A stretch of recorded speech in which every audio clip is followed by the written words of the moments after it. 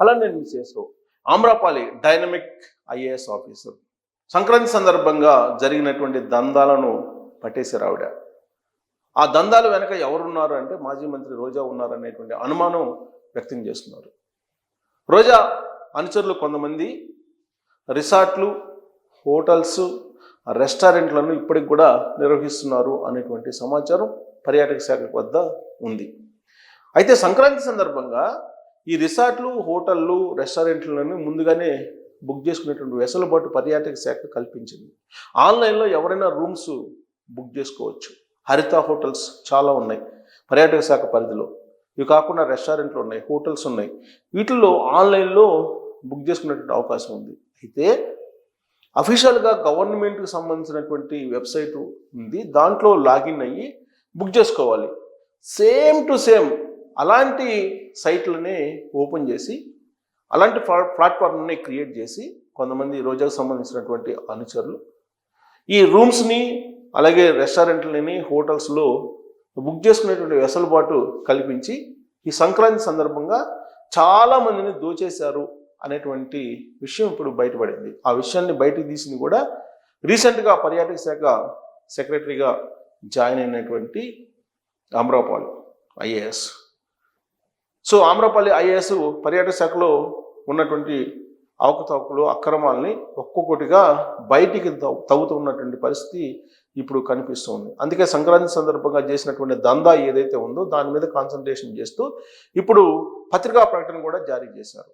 దాని ప్రకారం మీరు ఈ నకిలీ వెబ్సైట్స్ జోలికి వెళ్ళొద్దు, నకిలీ వెబ్సైట్స్ని క్రియేట్ చేస్తున్నారు పర్యాటక శాఖ పేరుతోటి, పర్యాటక శాఖ హోటల్స్ను ఆన్లైన్లో బుక్ చేసుకోవచ్చు అని చెప్పి ప్రకటన చేసి వాళ్ళ సొంత ఖాతాలోకి డబ్బులు జమ చేసుకుంటున్నారు. కాబట్టి అప్రమత్తంగా ఉండండి అని చెప్పి ఒక ప్రకటన పర్యాటక శాఖ విడుదల చేయడం జరిగింది.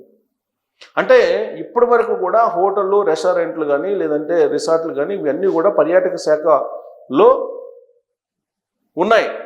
వాటిని బ్లాక్లో అమ్ముకున్నటువంటి పరిస్థితిని అబ్జర్వ్ చేసింది ఇప్పుడున్నటువంటి పర్యాటక శాఖ. వాటిని కట్టడి చేసేటువంటి ప్రయత్నం చేస్తున్నారు. సమాంతరంగా కొన్ని వెబ్ పోర్టల్స్ని క్రియేట్ చేసి ఆ వెబ్ పోర్టల్స్ ద్వారా ప్రైవేట్ ఖాతాలకు డబ్బులు వెళ్ళేటువంటి టెక్నాలజీని ఉపయోగించుకుంది వైఎస్ఆర్ కాంగ్రెస్ పార్టీకి సంబంధించిన కొంతమంది టెక్నికల్గా ఉన్నటువంటి వాళ్ళు.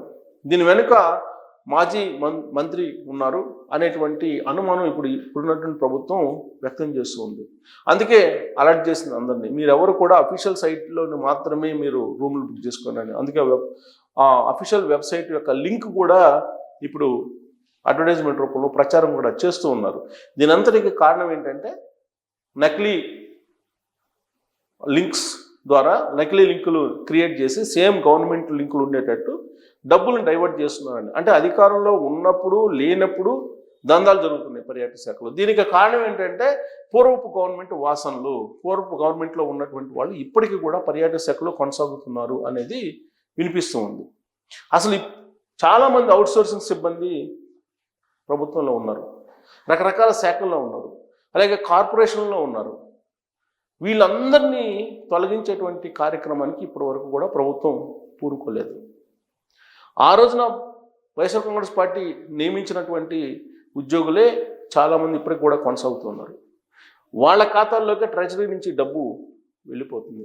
ఆ విషయాన్ని బయటపెట్టింది ఇటీవల కాలంలో ఫైబర్ నెట్ చైర్మన్గా బాధ్యత స్వీకరించినటువంటి జీవి రెడ్డి. ఆ ఫైబర్ నెట్లోనే కొన్ని వందల మందిని అవసరం లేకపోయినప్పటికీ కూడా నియమించుకున్నారు అవుట్సోర్సింగ్ రూపంలో. దాదాపు 1100 మందిని నియమించుకున్నారు. అక్కడ వాస్తవంగా 40 మంది అవసరం, 1100 మందిని నియమించుకున్నారు. కొన్ని కోట్ల రూపాయలు, 40 కోట్ల నుంచి 50 కోట్ల రూపాయలు జీతాల రూపంలోనే వాళ్ళకి ఇచ్చారు. వాళ్ళు ఎవరైనా ఆఫీస్కి వచ్చారని అంటే ఆఫీస్కి కూడా వచ్చేటువంటి పరిస్థితి లేదు.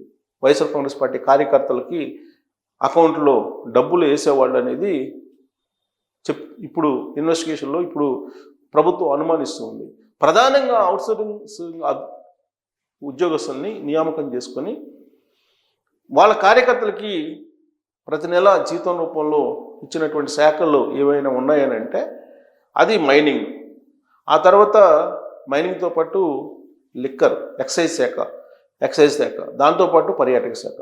ఈ 3 శాఖల నుంచి అవుట్సోర్సింగ్ సిబ్బందిని వైఎస్ఆర్ కాంగ్రెస్ పార్టీ కార్యకర్తలను నియమించుకొని అవుట్సోర్సింగ్ సిబ్బంది రూపంలో వాళ్ళకి లక్షల జీతాలు ఇచ్చారు.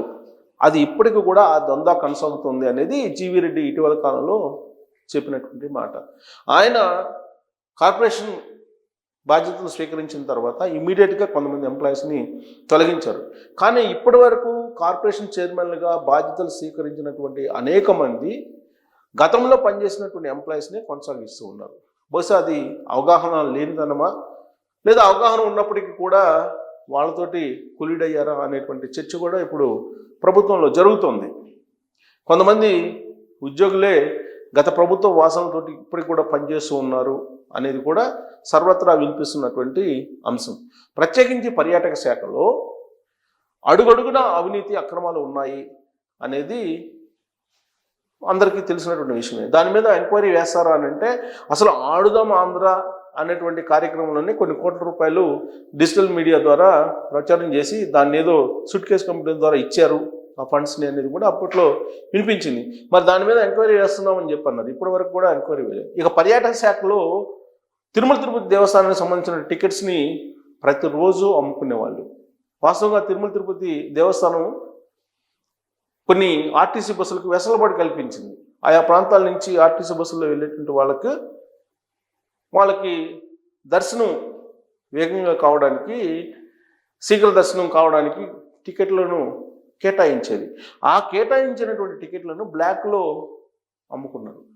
బహిరంగంగా బ్లాక్లో అమ్ముకున్నారు. ప్రతిరోజు లక్షలాది రూపాయలు బ్లాక్లో టికెట్లు అమ్ముకొని వసూలు చేశారు అప్పట్లో ఉన్నటువంటి పర్యాటక శాఖ సిబ్బంది, లేదంటే కొంతమంది సిబ్బందితో కలిసి ఆ శాఖకు సంబంధించినటువంటి పెద్దలు అనేది సర్వత్రా వినిపించింది. దాని మీద ఎంక్వైరీ చేస్తామని చెప్పి అన్నారు.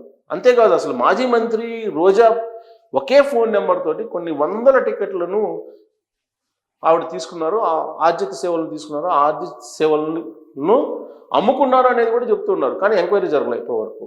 ఆవిడ ఎప్పుడు వెళ్ళినా కానీ బ్రేక్ దర్శనానికి కొన్ని 10 మందిని తీసుకెళ్లేవాళ్ళు. దాని మీద కూడా విమర్శలు వచ్చినాయి. ప్రభుత్వం కొత్తగా ఏర్పడిన తర్వాత కూడా ఆవిడ అదే శైలిలో వెళ్తూ ఉన్నారు. మరోవైపు ఋషికొండకు సంబంధించి 550 కోట్ల రూపాయలు పెట్టి విలాసవంతమైన భవనాన్ని కట్టుకున్నారు. దాన్ని ఏం చేయాలో ఇప్పుడు ఉన్నటువంటి ప్రభుత్వానికి స్పష్టత రాలేదు ఇప్పటి వరకు కూడా. దాని మీద ఇంకా అధ్యయనం జరుగుతుంది. ఆమ్రపాలి అదే ఎపిసోడ్ మీద ఆవిడ ఎక్సర్సైజ్ చేస్తున్నారు. అసలు ఋషికొండలో ఎంత అవినీతి అక్రమాలు జరిగాయి, ఎక్కడెక్కడి నుంచి ఏ దేశం నుంచి కమోడిటీ తెప్పించారు, ఏ దేశం నుంచి టైల్స్ తెప్పించారు, ఏ దేశం నుంచి ఇంటీరియర్స్ తెప్పించారు, వీటన్నిటి మీద ఆవిడ ఎంక్వైరీ చేస్తూ ఉన్నారు. తవ్వే కొద్దీ అవినీతి బయటపడుతూ ఉంది. ఈ లోపుగానే సంక్రాంతి సందర్భంగా మళ్ళీ ఇప్పుడు దందాన్ని కొనసాగిస్తూ ఉన్నారు. ప్రభుత్వం మారిన తర్వాత కూడా. ప్రభుత్వం మారకముందు అంటే అప్పుడు 2019 నుంచి 2024 జగన్మోహన్ రెడ్డి గారు ఉన్నారు కాబట్టి అప్పట్లో ఏదో జరిగింది, అవకతవకలు, అవినీతి, వాటిని బయటపెట్టే ప్రయత్నం చేస్తున్నాం అని చెప్పి చెప్పుకోవచ్చు. బట్ ఇప్పుడున్నటువంటి ప్రభుత్వం మారిన తర్వాత కూడా సంక్రాంతి సందర్భంగా పెద్ద ఎత్తున దందా ఎవరు చేశారని అంటే మాజీ మంత్రి రోజా అనుచరులు కొంతమంది కలిసి చేశారనేటువంటి అనుమానం ఇప్పుడు కలుగుతోంది పర్యాటక శాఖకు. ఆ దిశగా ఎంక్వైరీ వేయడానికి ఇప్పుడు అమరాపాలి సిద్ధమయ్యారు. సో పర్యాటక శాఖలో పూర్తి స్థాయిలో ప్రక్షాళన జరగాల్సినటువంటి అవసరం ఉందా, అసలు పర్యాటక శాఖలో జరిగినటువంటి అవినీతి అవకతవకల్ని ఎందుకు ఉదాసీనంగా వదిలిపెట్టేస్తున్నారు, లేదంటే అవినీతి అక్రమాలు జరగలేదా? అక్కడ రోజా మీద ఎంక్వైరీ వేస్తామని చెప్పి అన్నారు. మరి ఇంతవరకు ఎంక్వైరీ వేసినటువంటి దాఖలాలు లేవు, ఆమెను విచారించినటువంటి సందర్భాలు కూడా లేవు. వాస్తవంగా ఆ మీద అయితే ఒక ఛార్జ్ షీట్ అప్పట్లో వేశారు ఎన్నికలకు ముందు. అక్కడ ఉన్నటువంటి ప్రస్తుత ఎమ్మెల్యే గాలి భాను 2024 ముందు ఒక ఛార్జ్ షీట్ వేశారు. నారా లోకేష్ ఎన్నికల ప్రచారం సందర్భంగా అక్కడికి వెళ్ళి ఆ ఛార్జ్ షీట్ని బేస్ చేసుకుని రోజా మీద విమర్శలు కూడా చేశారు. మరి ఆ విమర్శలు కానీ ఆ ఛార్జ్ షీట్ కానీ ఏమైపోయిందో ఎవరికి అర్థం కాదు. బట్ రోజా అధికారం కోల్పోయినప్పటికి కూడా సంక్రాంతి సందర్భంగా తన అనుచరులతోటి దందా చేశారు అనేటువంటి ఆరోపణలు సహజంగా ఎదుర్కొంటున్నారు. అవి ఎంతవరకు నిజము అనేది అమ్రపాలి గారు విచారణ చేస్తే కనుక బయటపడేటువంటి అవకాశం ఉంది. కాకపోతే ఇప్పుడు మాత్రం అఫీషియల్ వెబ్సైట్ని మీరు వాడండి అని చెప్పి అఫీషియల్ వెబ్సైట్ని మాత్రం పరిచయం చేస్తున్నారు. ఆ లింక్ను కూడా షేర్ చేస్తూ ఉంది పర్యాటక శాఖ. కానీ అలాంటివే ప్యారలల్గా తయారు చేసి దందాన్ని కొనసాగిస్తున్నారు పర్యాటక శాఖను ఉపయోగించుకొని అనేది వినిపిస్తూ ఉన్నటువంటి క్రమంలో మరి అమ్రపాలి ఈ మొత్తం తేనెతొట్టిని కదిలించే అవకాశం ఉందా, పర్యాటక శాఖకు సంబంధించి రోజాని అరెస్ట్ చేయించే అవకాశం ఉందా అనే దాని మీద కామెంట్ రూపంలో మీ అభిప్రాయం తెలియజేయచ్చు. Thank you very much.